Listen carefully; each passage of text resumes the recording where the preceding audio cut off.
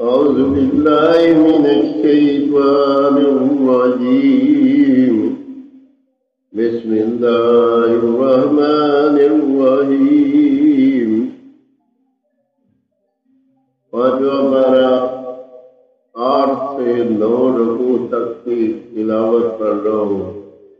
अल्लाह पाक मुझे सही पढ़ने की तौफीक दे और इस पे अमल करने की तौफीक दे।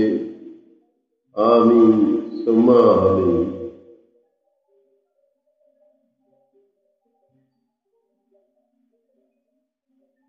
فما لكم للمنافقين فئتين والله أركسهم بما كسبوا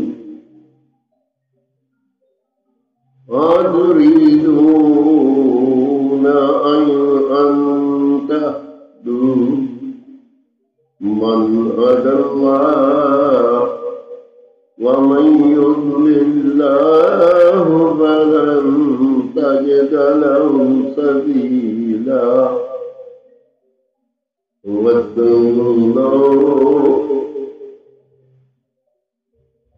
لو تكفرون كما كفروا فتكون سواء فلا تتخذوا منهم أولياء حتى يهاجروا في سبيل الله فإن تولوا فخذوهم واقتلوهم حيث وجدتموهم ولا تتخذوا منهم وليا ولا نصير إلا الذين يصلون إلى قوم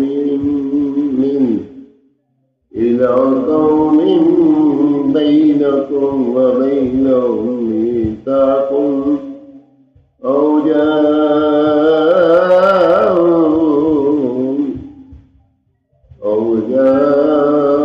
جاءوكم حسرت صدورهم أن يقاتلكم أو يقاتلوا قومهم ولو شاء الله لسلطهم عليكم فلا قاتلوكم فإن اعتزلوكم فلم يقاتلوكم وألقوا إليكم السلام فما جعل الله لكم عليهم سبيلا.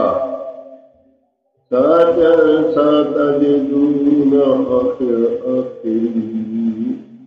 آخرين يريدون أن يأمنوكم ويأمنوا قومهم كلما ردوا إلى الفتنة أركسوا فيها فإن لم يعتزلوكم ويلقوا إليكم السلام ويكفوا أيديهم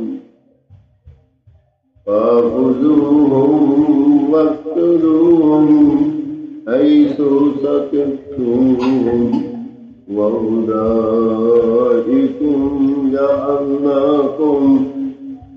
جعلنا لكم عليهم سلطانا مبينا.